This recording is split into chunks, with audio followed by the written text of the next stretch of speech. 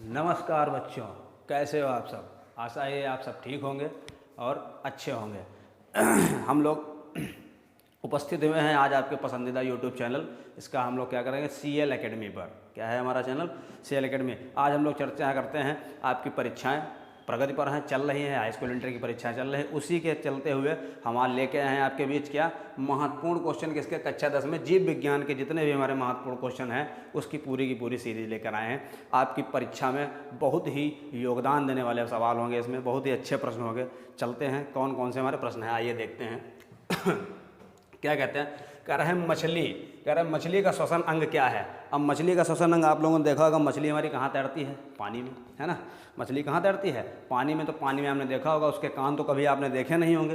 तो क्या कह रहे हैं? कह रहे हैं श्वास नली में, श्वास नली से करता है, त्वचा से, फेफड़ों से या गलफड़ों से। तो आपने उसको क्या करा होगा, वो पानी लेती है, पानी लेने के बाद अंदर उसके श्वसन अंग होते हैं। तो किससे लेंगे वो? गलफड़े या गिल्स कह सकते हैं इनको हम लोग। किससे श्वास लेगी? गलफड़े से या गिल्स से। आते हैं हम लोग, अगला प्रश्न देखते हैं क्या कह रहा है। कह रहा है वृक्क किस जैव प्रक्रम का हिस्सा है। देखो किसकी बात कर रहा है? वृक्क। वृक्क हमारे शरीर का एक महत्वपूर्ण अंग है जिसको हम लोग किडनी के नाम से जानते हैं। क्या नाम है उसका? किडनी। तो क्या कर रहे हैं? कह रहे हैं वृक्क किस जैव प्रक्रम का हिस्सा है। तो आप लोग देखिए, श्वसन क्या कर रहा है? श्वसन, यानी कि सांस लेने में वृक्क का कोई कार्य है? हो ही नहीं सकता। किसके लिए होगा? कह रहा है पोषण, पोषण में भी कोई कार्य नहीं हमारा। परिवहन, परिवहन में भी नहीं कोई कार्य हमारा। तो किडनी का हमारा मुख्य स्रोत क्या हो जाएगा? तो किडनी किसके लिए प्रयोग होगा हमारा? उत्सर्जन के लिए। किसके लिए? उत्सर्जन के लिए, यानी कि जो कुछ हम लोग प्रक्रिया दिनचर्या होती है उसमें उत्सर्जित कर देता है। उसके बाद अगला क्वेश्चन हमारा देखो क्या कह रहा है। कह रहा है कि एथिल अल्कोहल किस प्रकार के श्वसन में बनता है। एथिल अल्कोहल जो होता है हमारा C2H5OH, किस प्रकार श्वसन, कैसा श्वसन होगा जिसमें हमारा एथिल अल्कोहल का निर्माण हो जाएगा? आओ देखते हैं। कह रहे हैं कि एथिल अल्कोहल किस में बनेगा? कह रहे हैं वायवीय में। हमारे श्वसन दो होते हैं, एक वायवीय और एक अवायवीय होता है। तो कह रहा है जिसमें एथिल अल्कोहल का निर्माण होता है वो श्वसन हमारा कौन सा कहलाता है बच्चों? अवायवीय। कैसा कहलाता है? अवायवीय श्वसन होता है। ध्यान रखेंगे, 1 बाय 1 क्वेश्चन को बड़े ध्यान से पढ़ेंगे क्योंकि आपकी परीक्षा की दृष्टि से बड़े ही महत्वपूर्ण क्वेश्चन हैं। आने की संभावना इनकी प्रबल है, तो आप लोग बड़ी महत्वपूर्णता से इसको पढ़ेंगे। आगे देखते हैं कौन सा प्रश्न है। कह रहे हैं कि मानव में CO2 कार्बन डाइऑक्साइड का उत्सर्जन होता है। अब सीधी सी बात, ये तो आपका नॉर्मल क्वेश्चन है, आप जानते होंगे। वृक्क कहाँ गया भाई? वृक्क हमारा क्या है? किडनी। इससे तो होगा नहीं। त्वचा से हम लोग CO2 का उत्सर्जन करें? हो ही नहीं सकता। तो इसके लिए हमारा सही आंसर क्या हो जाएगा बच्चों? यकृत, वो सॉरी फेफड़ा। क्या हो जाएगा? फेफड़ा। आगे बढ़ते हैं, देखो कह रहे हैं मानव में रुधिर का निस्यंदन होता है। हम निस्यंदन भी कह सकते हैं, और निस्यंदन को हम या तो कह रहे हैं छन्ना भी कह सकते हैं। छनना, क्या कह सकते हैं? एक तरह से छनना। तो कह रहे हैं मानव में रुधिर, रुधिर मतलब ब्लड, ब्लड का निस्यंदन किस भाग में होता है, इसकी चर्चा करते हैं। तो कह रहा है फेफड़ों में, वोमेन संपुट में, कुंडली नलिकाओं में, मूत्र वाहिनी में। तो इसका सही आंसर क्या हो जाएगा बच्चों? वोमेन संपुट में होता है हमारे मानव रुधिर का निस्यंदन। ठीक है, आइए अगले प्रश्न पर देखते हैं। हमारा कह रहा है पादप में जाइलम उत्तरदायी किसके लिए है भाई? पादप में एक जाइलम पढ़ा होगा आपने। तो जाइलम, सीधी सी बात, मिल रहा है जा से हमको क्या मिल जाएगा? जुगाड़ बन जाएगा हमारा। जा से मिल रहा है जल। ठीक है, तो ये किसको करेगा परिवहन? जल का परिवहन करेगा। अगर आपको कहीं पर मिल जाए, अरे आपको मिलेगा अगर फ्लोएम, तो फ्लोएम अगर आपसे पूछा जाए तो ये किसका परिवहन करेगा? जल से मिला, जा से मिल गया आपको जाइलम। अगर आपको फा मिले, फा मतलब ये भोजन, फ्लोएम किसका परिवहन करेगा? भोजन का। आप ये भी एक क्वेश्चन ध्यान रखें, अगर आपसे मिल जाता है कि जाइलम किसके लिए उत्तरदायी है पादप में, जाइलम जल लेके जाता है और फ्लोएम हमारा फल लेके जाता है। आइए पढ़ते हैं अगले प्रश्न पर। आइए नेक्स्ट क्वेश्चन पर हम लोग बढ़ते हैं बच्चों। क्या कह रहे हैं? अगले क्वेश्चन देखते हैं हम लोग। कह रहे हैं स्वपोषी पोषण के लिए उत्तरदायी है या स्वपोषी पोषण के लिए आवश्यक है। ध्यान देगा, स्वपोषी पोषण क्या करते हैं? हमारे पादप करते हैं। पादप हमारे स्वपोषी होते हैं। अब उसके लिए कह रहे हैं स्वपोषी पोषण में हमारा क्या क्या आवश्यकता पड़ती है। देखो कार्बन डाइऑक्साइड और जल आवश्यकता होती है इसकी। फिर उसके बाद कह रहे हैं क्लोरोफिल, यानी कि जितने भी हमारे प्राणहारी पत्ते वगैरह होते हैं क्लोरोफिल उनमें पाया जाता है, क्योंकि उसी के द्वारा हमारा रंध्र होते हैं, उन्हीं में हमारे प्रकाश संश्लेषण की क्रिया होती है। उसके बाद कह रहा है सूर्य का प्रकाश, प्रकाश संश्लेषण की प्रोसीजर के लिए, प्रक्रिया के लिए हमको क्या है? सूर्य का प्रकाश आवश्यक है। यानी कि हमको CO2 भी चाहिए, जल भी चाहिए, क्लोरोफिल भी चाहिए और सूर्य का प्रकाश भी चाहिए। तो इसके लिए हमारा आंसर कौन सा होगा बच्चों? उपरोक्त सभी। ठीक है, बहुत अच्छा क्वेश्चन है, परीक्षा में छपने वाला क्वेश्चन है। आते हैं अगला प्रश्न पर बढ़ते हैं हम लोग। अगला प्रश्न हमारा कह रहा है पायरुवेट अब ध्यान रखना, हम लोग पोषण वाले चैप्टर में इसका अध्ययन किए थे पायरुवेट। जैसे हम लोग पोषण में बढ़ते हैं तुरंत हमारा आता है पायरुवेट, पढ़े होंगे। कह रहा पायरुवेट के विखंडन से या CO2 तथा H2O ऊर्जा देता है। पायरुवेट का जब विखंडन होगा तो CO2 कार्बन डाइऑक्साइड, H2O यानी कि जल व ऊर्जा मिलेगा। यह प्रक्रिया होती कहाँ है, वह स्थान कौन सा है जहाँ यह प्रक्रिया होगी? कोशिका द्रव्य में होगी, माइटोकॉन्ड्रिया में होगी, हरित लवक में होगी, केंद्रक में होगी। तो ध्यान रखें बच्चे, ये हमारा विखंडन कहाँ होता है? माइटोकॉन्ड्रिया में, ठीक है, जिसे हम लोग क्या करते हैं? ऊर्जा ग्रह, क्या कहते हैं हम लोग? ऊर्जा ग्रह के नाम से भी जानते हैं माइटोकॉन्ड्रिया को। आइए अगले प्रश्न पर बढ़ते हैं हम लोग। क्या कह रहे हैं? कह रहा श्वसन क्रिया में मानव रुधिर होता है। अब श्वसन क्रिया में जब हम लोग सांस लेते हैं, इस प्रोसीजर के दौरान हमारी बॉडी में क्या होता है? कह रहा है क्या होगा? ग्लूकोज का ऑक्सीकरण होता है। दूसरा क्वेश्चन कह रहे हैं प्रोटीन का निर्माण होता है। तीसरा क्वेश्चन कह रहे हैं ग्लूकोज का निर्माण होता है। फिर कह रहे हैं इनमें से कोई नहीं। तो सही से देखो, ग्लूकोज का क्या हो रहा है? जब हम लोग श्वसन की प्रक्रिया करते हैं तो उसमें ध्यान रखना बच्चों, ग्लूकोज का क्या होता है? हमारा ऑक्सीकरण होता है। क्या होता है? ग्लूकोज का ऑक्सीकरण। आओ बढ़ते हैं हम लोग अगले प्रश्न की ओर। देखो, कह रहा है कोशिका द्रव्य में हरित लवक ग्लाइकोलाइसिस कहाँ पाया जाता है या कहाँ उपस्थित होता है? आपको बताना है।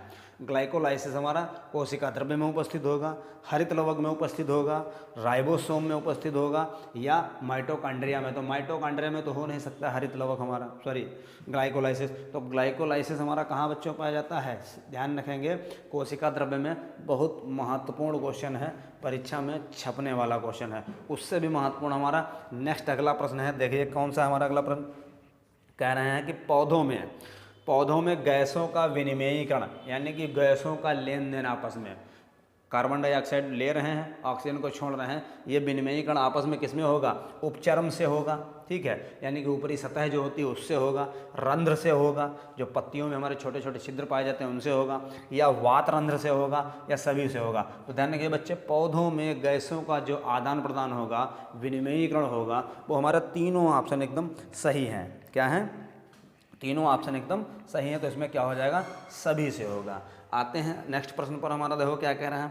कह रहा है कि किस जीव में दोहरा परिसंचरण, ध्यान रखना, दोहरा परिसंचरण तंत्र जो हो, जहाँ पर हमको दोहरा परिसंचरण तंत्र मिले, वो किसमें पाया जाता है? कह रहे तोता में हो सकता है, चूहा, मनुष्य। तो ध्यान रखेंगे भैया, दोहरा परिसंचरण इनमें सब में पाया जाता है। किसमें पाया जाता है?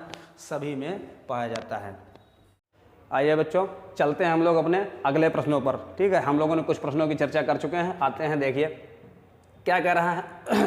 कह रहा है यीस्ट तथा राइजोपस, ये दोनों हमारे क्या है? ये एक जीवी, एक क्या है? एक कोशिकीय जीव हैं। कह रहा है यीस्ट तथा राइजोपस कवक जो हैं वो कैसे हैं? स्वपोषी हैं। स्वपोषी आपको पता है, जो पादप क्या करेंगे? स्वयं भोजन बनाते हैं, वो स्वपोषी कहलाते हैं।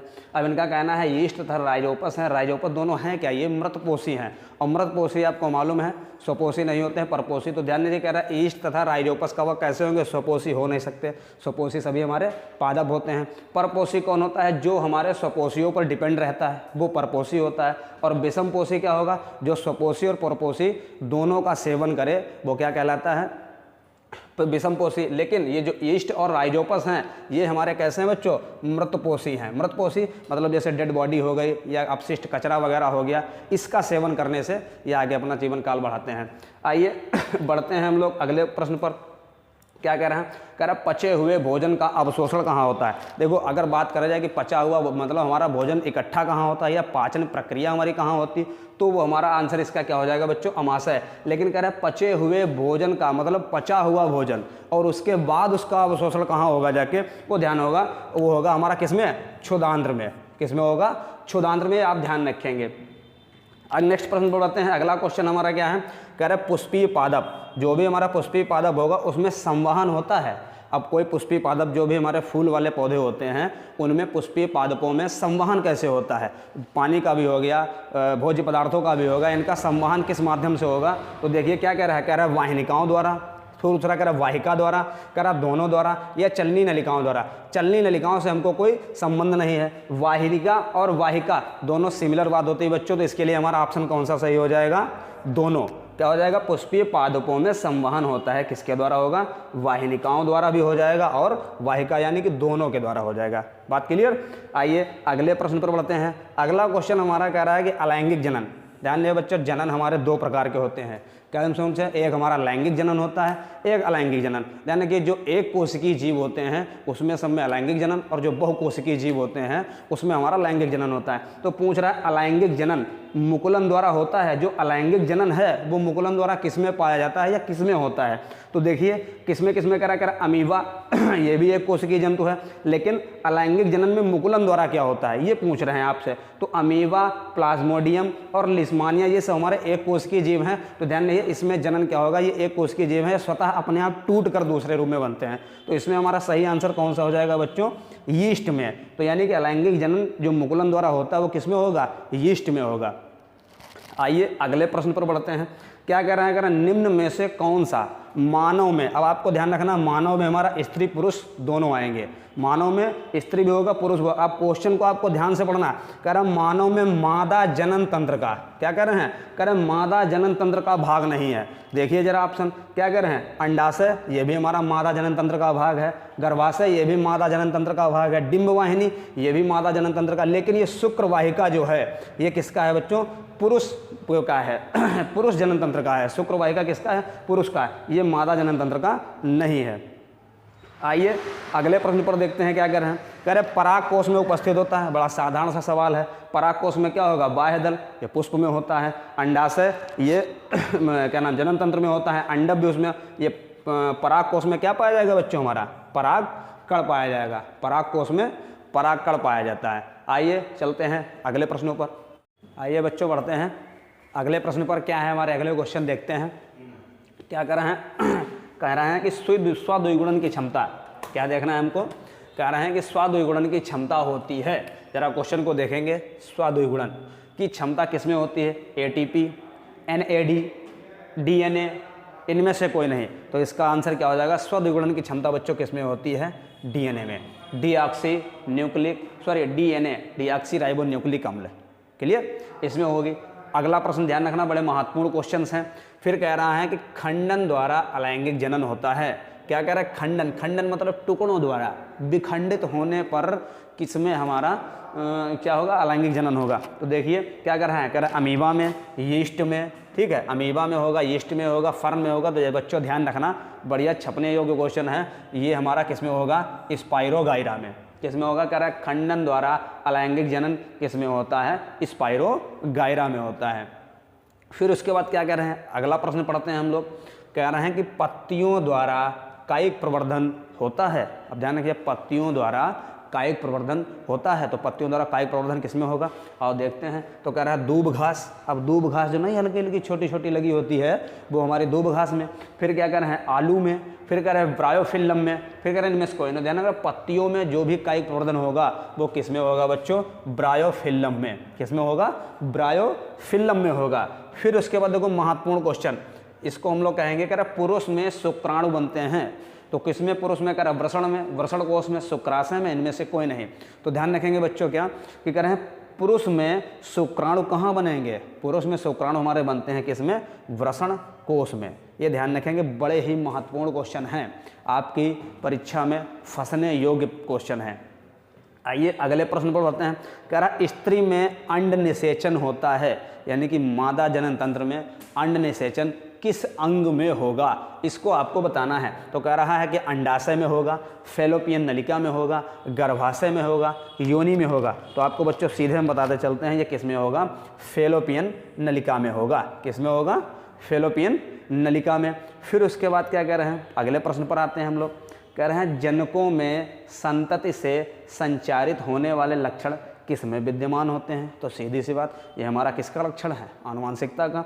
तो कह रहे हैं जनकों में संतति से यानी कि संचारित होने वाले लक्षण किस में विद्यमान होते हैं? तो कोशिका, ये तो आप लोग सीधे से बता सकते हैं किस में होते हैं? जीन में। यानी कि जो भी हमारे जनकों से संचारित लक्षण हमको प्राप्त होंगे वो किस में होंगे? जीन में होंगे। आइए बच्चों बढ़ते हैं हम लोग अपने अगले प्रश्नों पर।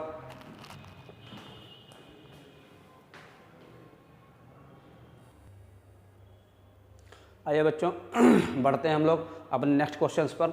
अगले प्रश्न हमारे क्या कहते हैं? देखो बड़े महत्वपूर्ण प्रश्न, इसको हम लोग मोस्ट लगा लेंगे। क्यों? क्योंकि अगर मेंडल ने प्रयोग दो किस पर किया अपना, तो मेंडल ने किस पर प्रयोग किया ये आपको बताना है। तो सीधे बड़ा आसान सा क्वेश्चन है, आप लोग बता भी सकते हैं। मेंडल ने अपना प्रयोग किस पर किया बच्चों?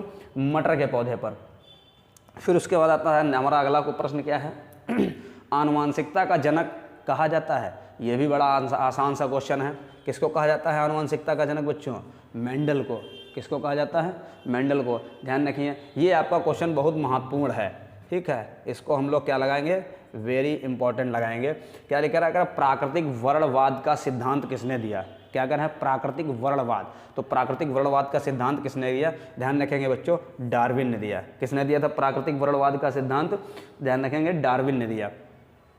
उसके जस्ट बाद हमारा क्वेश्चन है, कह रहा उपार्जित लक्षणों की वंशागति का सिद्धांत किसने? ध्यान रखना, प्राकृतिक वर्णवाद का मतलब प्राकृतिक जितना है, ये हमारा सब वर्ण है, ये सिद्धांत किसने दिया था? ये सिद्धांत दिया था हमारा डार्विन ने। लेकिन कह रहे उपार्जित लक्षणों की वंशागति, मतलब जो लक्षण उपार्जित होंगे वही हमारे पास होंगे, इसका सिद्धांत किसने दिया? लैमार्कवाद ने। किसने दिया? उपार्जित लक्षणों की वंशागति का सिद्धांत किसने दिया था बच्चों?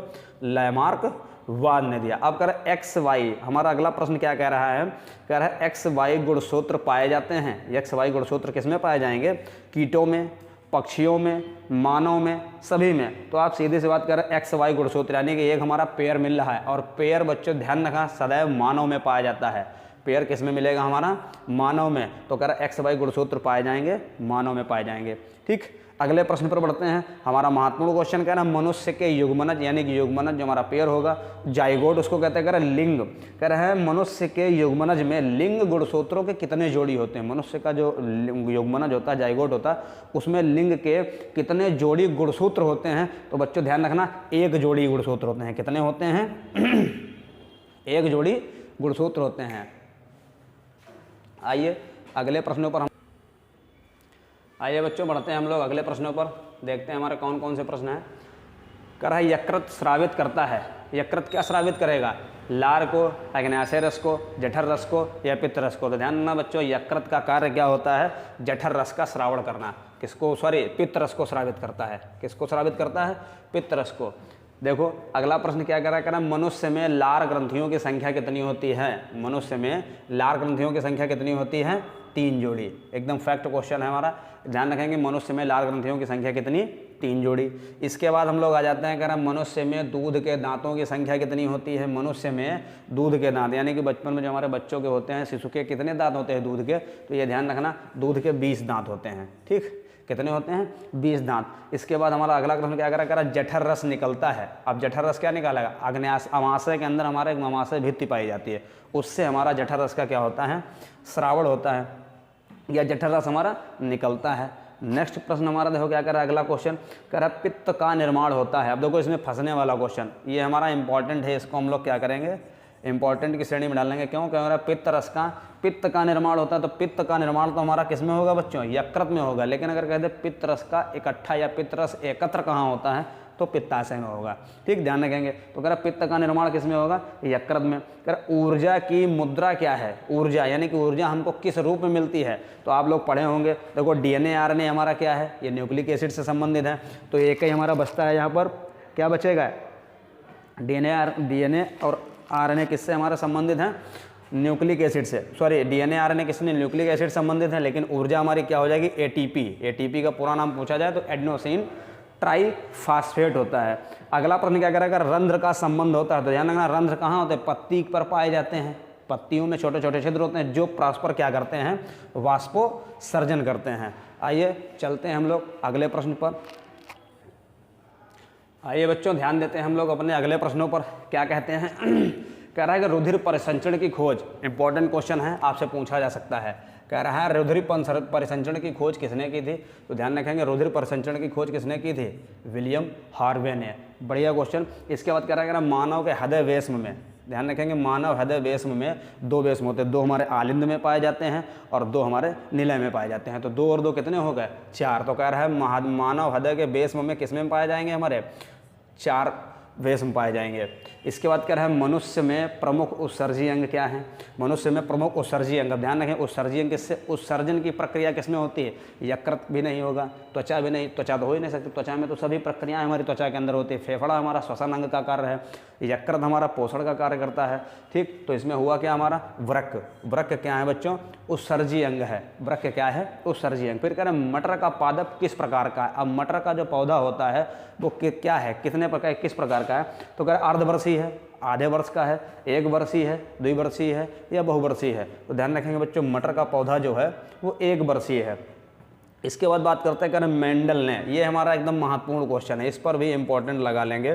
कह रहे हैं मेंडल ने मटर के पादप के लिए कितने विपर्यासी लक्षण, यानी उसके कितने लक्षणों का अध्ययन किया था। एक बार नहीं, उन्होंने कितने विपर्यासी तक के लक्षण की अध्ययन किए थे। तो ध्यान रखेंगे 7 विपर्यासी लक्षणों का उन्होंने अध्ययन किया था।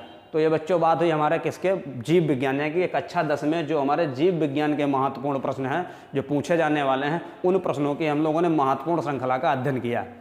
आप लोगों ने देखा काफ़ी कुछ क्वेश्चन हम लोगों ने 42 क्वेश्चन सॉल्व किए। अगर आपको हमको ये क्वेश्चन आपको बढ़िया लगे हों, बेहतर हों, तो आप इसको ज़्यादा से ज़्यादा अधिक से अधिक शेयर कीजिए, हमारे वीडियो को अधिक से अधिक लाइक कीजिए, और अगर बढ़िया लगता है तो चैनल को सब्सक्राइब कीजिए। और अगर और वीडियो चाहते हैं या और कुछ आपको कुछ कहना है, बताना है, तो हमारे कमेंट सेक्शन में आकर कमेंट लिखिए। धन्यवाद।